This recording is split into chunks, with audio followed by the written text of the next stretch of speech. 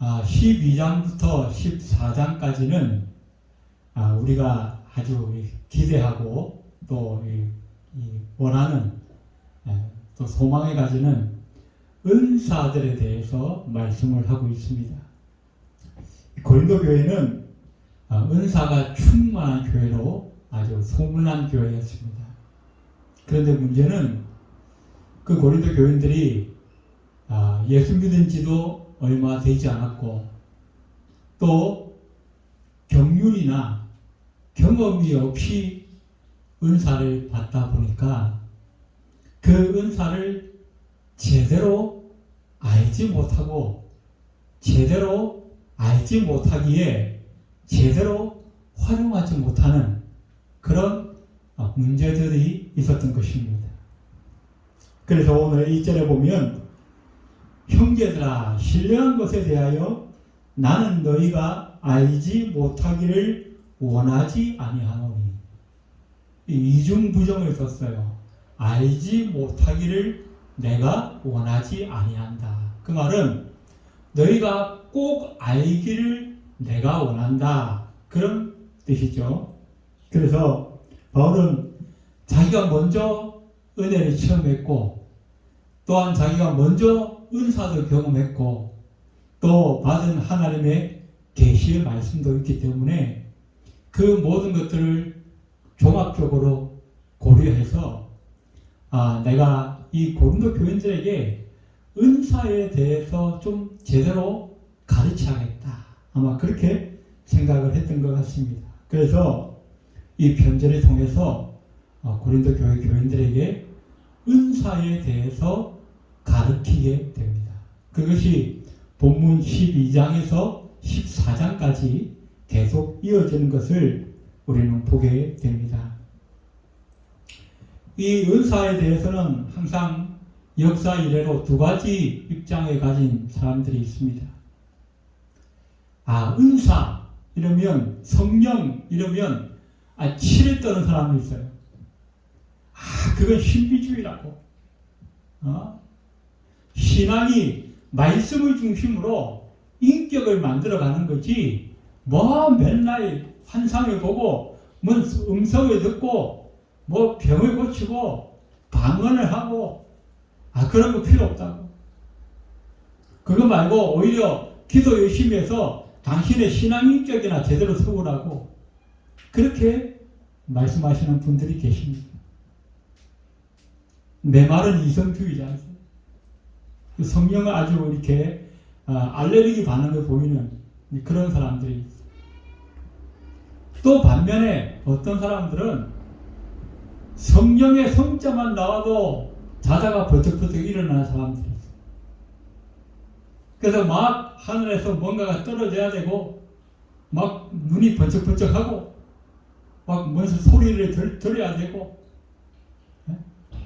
또 막 손만 나오면 병자가 팍팍 일어나야 되고 그래야 예수 믿는 맛이 나지. 그래야 진짜 병이지.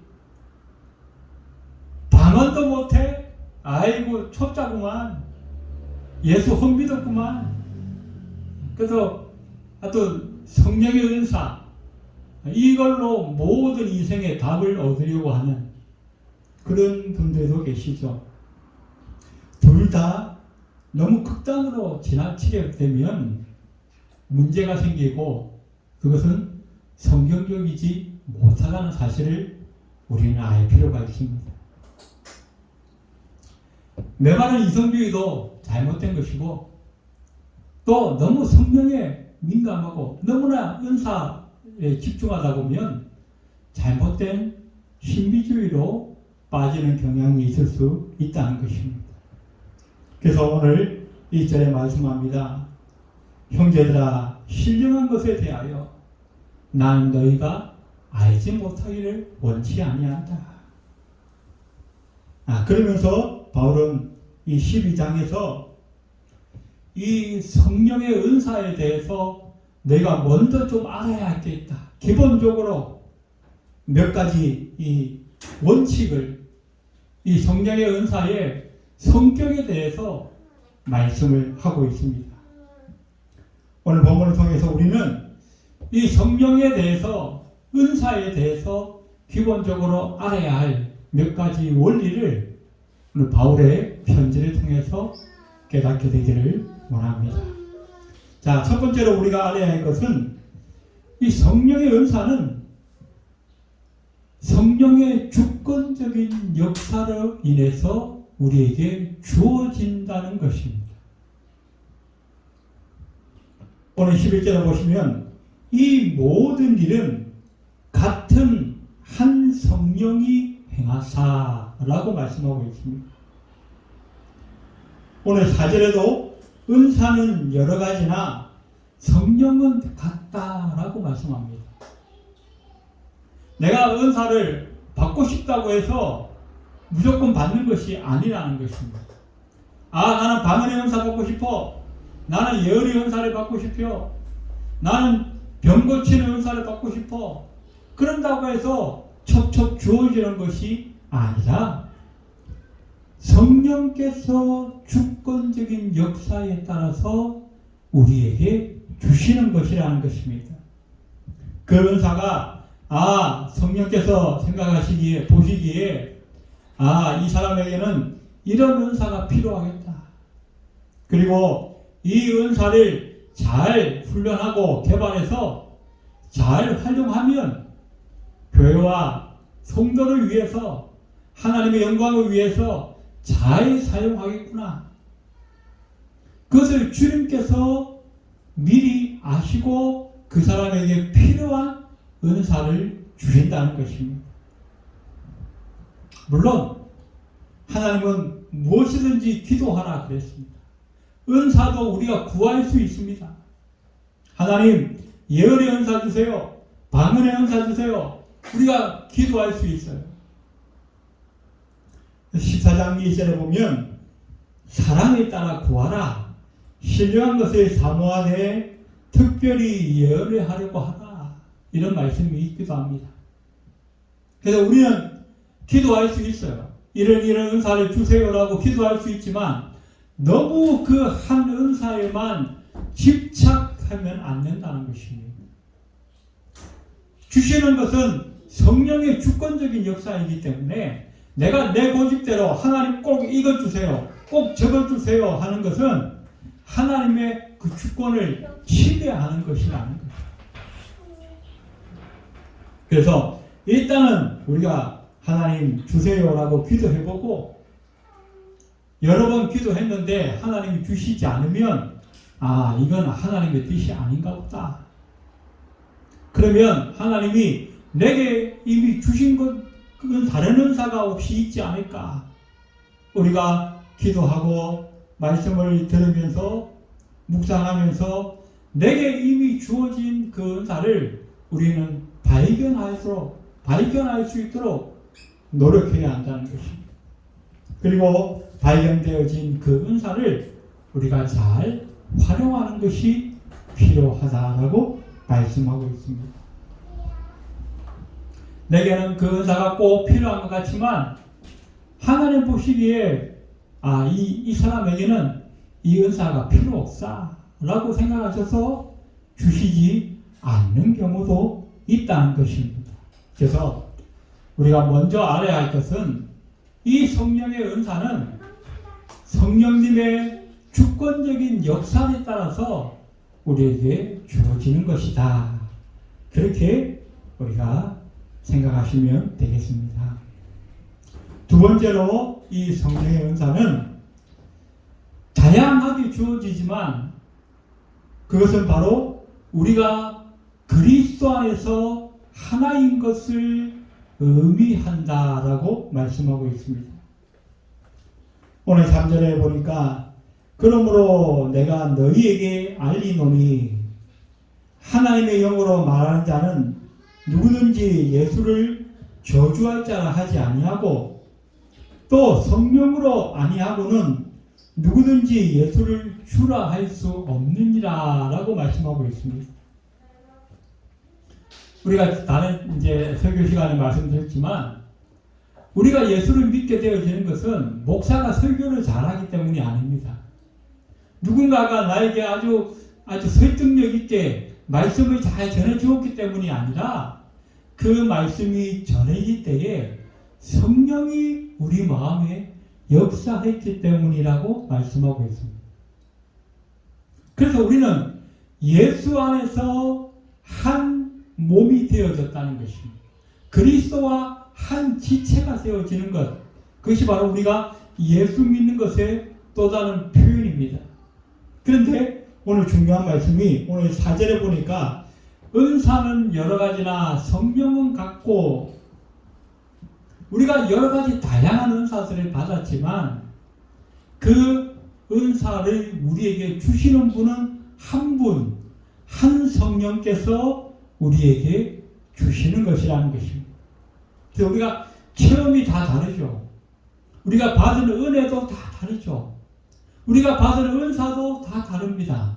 하지만 그것을 우리에게 주신 분은 한 분 하나님이시고, 그렇기 때문에 우리는 그리스도 안에서 한 지체라고 말씀하고 있다는 것입니다.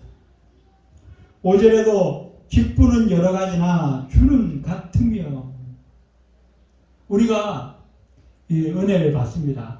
그 은혜의 선물을 우리는 은사라 그렇게 말하죠. 원래 헬라에 보면 은사보다 은혜가 먼저예요. 은혜라고 하는 단어가 카리스라고 하는 단어입니다. 그 카리스라고 하는 단어에 말을 붙이면 카리스마가 되는 거죠. 그 카리스마라고 하는 단어가 바로 은사라고 하는 단어로 표현되어집니다. 그래서 우리가 은사보다 더 중요한 것이 뭔가? 바로 우리가 먼저 은혜를 받았다는 것입니다. 은혜에서부터 은사가 나온 거예요. 그런데 사람들은 은사는 중요하게 생각하면서 내가 하나님 앞에 받은 은혜에 대해서는 별로 그렇게 신통하게 여기지 않는 경우들이 많아요. 그 은혜 중에 가장 큰 은혜가 무엇인가? 바로 내가 예수로 말미암아 하나님의 자녀가 되는 이 구원의 은혜가 가장 큰 은혜라는 것입니다. 은혜가 없으면 은사도 없는 거예요.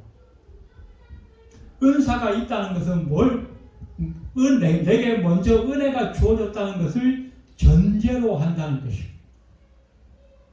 그런데 이 은사를 우리가 받으면 어떻게 해요? 그냥 가만히 있는 게 아니라 이 은사를 자꾸 훈련을 하고 개발을 해야 합니다. 그래서 그 훈련하고 개발하다 보면 뭐예요? 그 은사가 열매가 나타나는 거예요.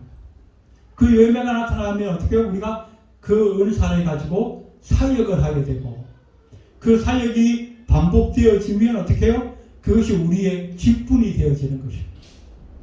그래서 은사도 다양하고 그 은사에 따른 직분도 다양하지만 궁극적으로 이 은사와 직분을 우리에게 주신 분은 한 분 하나님, 한 분 성령님이시다고 성경은 말씀해 주고 있다는 것입니다. 그래서 우리가 은사도 다르고 은혜도 다르고 그 사역도 직분도 다 여러 가지지만 우리는 궁극적으로 우리에게 이 모든 것을 주시는 한 하나님으로 말미암아 서로 연합되어지고 다양하면서도 하나의 이치를 이루는 모습을 우리는 이 은사를 통해서 발견하게 되어진다라고 말씀하고 있습니다. 세 번째, 이 성령의 은사는 우리 그리스도인들의 서로의 유익을 위해서 주셨다라고 말씀하고 있습니다. 오늘 7절에 보니까 각 사람에게 성령의 나타내심은 유익하게 하려 하심이라. 서로에게 유익하게 하시려고 서로에게 다른 은사를 주셨다는 것입니다. 이 사람도 방언, 저 사람도 방언, 여기도 방언, 저기도 방언, 모두 방언만 하면 서로에게 도움이 될 게 없어요. 왜? 내 거 내가 하면 되니까. 하지만 어떤 사람은 방언을 하면 거기에 뭐가 필요해요? 통변이 필요하죠. 그래서 또 다른 사람에게는 통변의 은사를 주고, 또 다른 사람에게는 예언의 은사도 주고, 또 어떤 사람에게는 영분별하는 은사도 주시고, 그래서 서로 각각 다르게 은사를 주셨기 때문에 뭐예요? 서로에게 서로가 필요하다는 거예요. 서로에게 유익이 되게 하시려고 하나님께서 각각 다르게 은사를 주신다는 것입니다. 그렇기 때문에 우리가 뭐예요? 옆 사람이랑 비교할 필요가 없어요. 은사는 사실 우리가 오해하고 있는 부분이 많은데, 은사는 내가 그것을 가지고 뽐내고 자랑하고 나의 유익을 위해서 하나님이 주신 것이 아니라, 나를 위해서 주신 것이 아니라 내 옆 사람을 위해서 주신 거예요. 내 이웃을 위해서 주신 거예요. 내가 속하는 그 교회와 공동체를 위해서 사용하라고 하나님이 우리에게 맡기시는 거예요. 그런데 많은 사람들이 내가 선물 받았네. 이 선물 내 거야. 나 혼자 쓸 거야.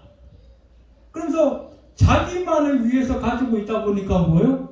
그게 개발되지 못하고 훈련되지 못하고 그냥 몇 번 자랑만 하다가 그냥 허물허물 없어지는 거예요. 그 정도만 해도 괜찮은데 또 어떤 사람들은 선물 받았다고 막 교만해져가지고 막 다른 사람들과 비교하면서 야, 너 방언 받았어? 너 예언 받았어? 그것도 못 받았어 말이야? 나는 받았는데?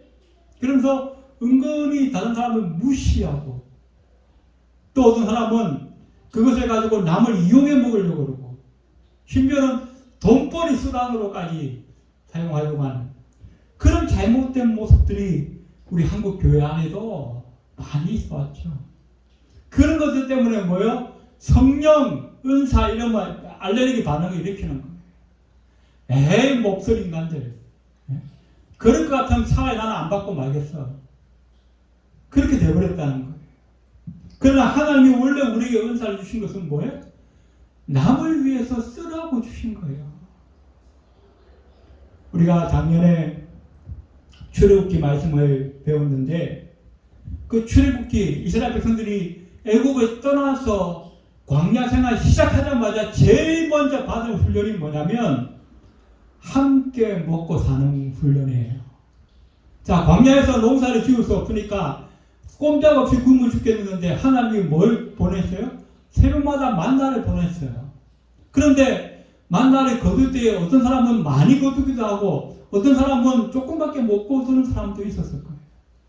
또 좀 이렇게 몸이 불편하거나 좀 병자들은 아예 나가지도 못하니까 아예 거두지도 못하는 사람들이 있을 거 아니에요.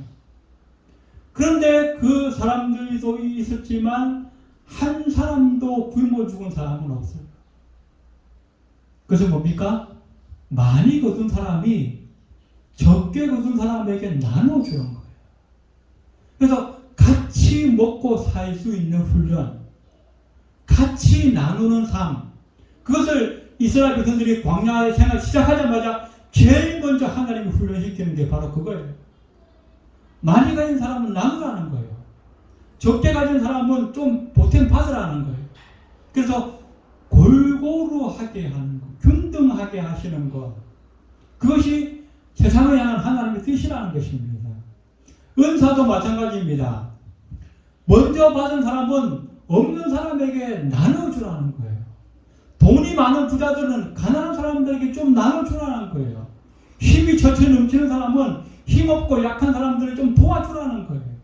지식이 뛰어난 사람들은 뭐예요? 그 지식 가지고 자기 자랑하고 교만하고 뽐내는 것이 아니라 뭐 좀 부족하고 지혜가 부족한 사람한테 자기 지혜를 나눠줘서 그 사람도 같이 세상을 살아갈 수 있도록 하게 하시는 것, 그것이 하나님의 뜻이라는 것입니다. 그런데 사람들은 그걸 심성이 약하다 보니까 자기를 위해서 자기 자랑하고 자기 뽐내고 심지어는 남을 이용해 먹는 그런 수단으로 전락시켜버렸다는 것입니다. 그래서 왜 하나님이 각각 다른 사람들에게 다른 은사들을 주셨는가? 그것은 서로의 유익을 위해서, 서로를 도와주고 서로를 섬겨서 함께 하나님의 영광을 드러내게 하시려고 각각 다른 은사를 주셨다는 것을 우리는 꼭 이해할 필요가 있습니다. 우리가 일반적으로 이렇게 노래하는 사람들 보면 그 노래 우리 교회에서 이제 노래하는 것을 우리 찬양이라 그러지 않습니까? 찬양의 은사를 받으신 분들도 마찬가지예요. 자기 목소리 좋다고 야 내 목소리 한번 들어봐 자랑하려고 그 목소리 주신 것이 아니에요. 그 찬양을 통해서 다른 사람들의 마음을 위로하게 하시고 다른 사람들의 마음을 하나님께로 향하게 하시려고 그 목소리를 주신 거예요. 그런데 그걸 모르면 어떻게 해요? 자기 자녀 찬양하고.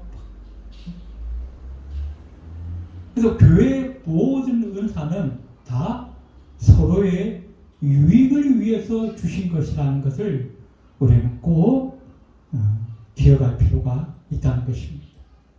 마지막으로 오늘 본문에서 우리가 꼭 기억해야 할 것은 이 모든 성령의 은사는 사랑의 은사와 함께 활용되어져야 한다는 것입니다.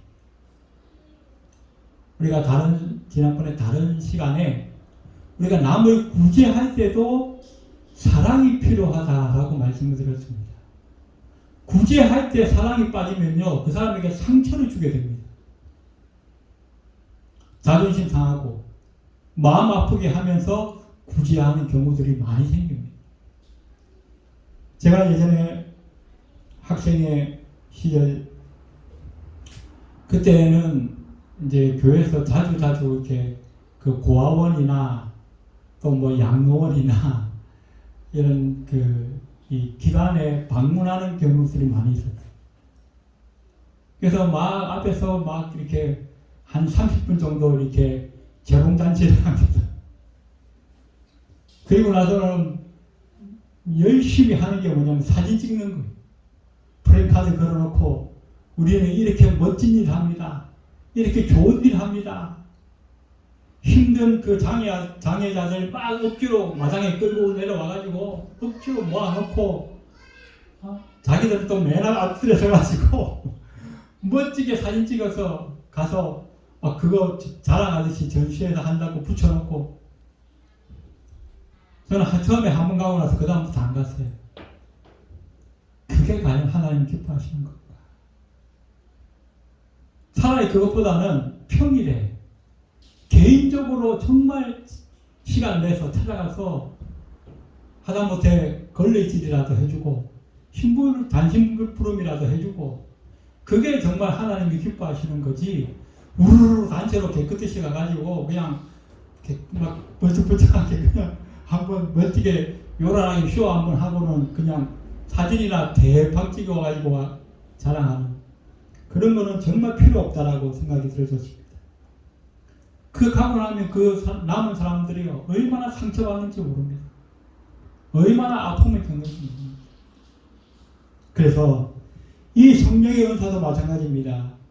사랑으로 하지 않으면요, 그 은사는 오히려 없는 것보다 못한 결과들을 많이 가져옵니다. 예언한다고 해서 남의 비밀을 막 들춰내놓고는 자기가 마치 하나님이라도 된 것처럼 이렇게 해 저렇게 해 그러면서 막 목소리도 좀 칼칼한 목소리로 그냥 명령하듯이 그렇게 그럼 얼마나 사람들이 상처받는지 몰라요. 사랑이 없기 때문입니다. 우리가 찬양을 할 때도 하나님을 향한 사랑이 있고 영혼에 대한 사랑이 있을 때에 그 찬양을 들으면서 많은 사람들이 감동을 받는 거지, 그게 없으면 그냥 자기 자랑하는 걸 지나지 않아요. 교회의 모든 봉사와 섬김은 다 기본적으로 사랑이라고 하는 기본이 없으면 그것은 차라리 하지 않는 것보다 못하다는 것이에요. 그래서 오늘 마지막 절에 보면 이렇게 말씀합니다. 31절에 오늘 보니까 너희는 더욱 큰 은사를 사모하라. 너희는 더욱 큰 은사를 사모하라. 이 큰 은사와 함께 지금 받은 은사를 활용해야만 이 은사를 통해서 열매가 맺히고 하나님의 영광이 드러나고 영혼이 살아나는 그런 역사들이 일어난다는 거예요. 그런데 그 큰 은사가 뭐냐? 바로 우리가 다음 장에 배우게 되는 사랑장, 고린도전서 13장에 이 사랑이라고 하는 것에 대해서 바울이 아주 세세하게, 아주 자세하게 기록을 하고 있는데, 이 고린도전서 13장은 우리가 흔히 사랑장이라고 그러지 않습니까? 그런데 이 사랑이라고 하는 그 주제를 따로 떼어서 말씀하는 것이 아니라 12장부터 14장까지 있는 그 은사에 대해서 설명하면서 이 은사가 제대로 된 은사가 되려면 사랑이 꼭 필요하니까 여기서 꼭 사랑을 너희가 한 번쯤 점검하고 넘어가야 된다라고 하는 그런 의미에서 그 사이에다가 고린도전서 13장에다가 사랑에 대해서 말씀을 하고 있는 거예요. 그래서 오늘 말씀을 이제 정리하겠습니다. 이 은사는 각색으로 하나님께서 주시는데 내가 원한다고 해서 주시는 것이 아니라 하나님이 보시기에 필요한 사람에게 그 사람에게 필요한 은사를 하나님이 주권적으로 주시는 것이다. 그리고 두 번째는 그 은사는 서로의 다양성을 가지고 여러 가지 은사를 주셨기 때문에 우리가 옆 사람이랑 비교할 필요가 없습니다. 내 은사를 내가 발견하고 이 은사를 잘 훈련하고 개발해서 내가 하나님 앞에 잘 쓰임 받으면 되는 거예요. 그리고 교만과 내 자랑을 위해서 주신 것이 아니라는 것을 우리는 꼭 필요합니다. 마지막으로 이 사랑은 반드시 사랑과 함께 활용되어질 때에 하나님께서 그 은사를 주신 원래 뜻대로 열매 맺는 은사가 되어질 수 있다. 이 네 가지를 여러분들이 꼭 기억하셔서 하나님 앞에 내 은사를 발견하고 그 은사를 잘 개발하고 훈련하여서 교회와 우리 하나님의 영광을 위하여 마음껏 쓰임받을 수 있는 저와 여러분들이 다 되시기를 주의 이름으로 축원드립니다. 기도드리겠습니다. 고마우신 하나님 은혜를 감사합니다. 각양각색의 여러 가지 은사와 직분과 또한 사역을 우리에게 허락하신 것에 감사합니다. 주님께서 우리에게 선물로 주신 것이고 이 선물은 나를 위하여 주신 것이 아니라 교회 공동체를 위하여 주신 것임을 우리가 꼭 기억하여서 하나님 내 자랑으로 삼지 않게 하시고 나의 유익을 위한 수단으로 삼지 않게 도와주시고 무엇보다 사랑을 더하여 주셔서 이 은사가 제대로 활용되어지고 하나님 앞에 좋은 열매를 맺는 은사로 활용되어질 수 있도록 하나님 축복하여 주시옵소서. 예배를 마치고 돌아가는 발걸음 위에도 함께하여 주옵소서. 예수님의 이름으로 간절히 기도드리옵나이다. 아멘.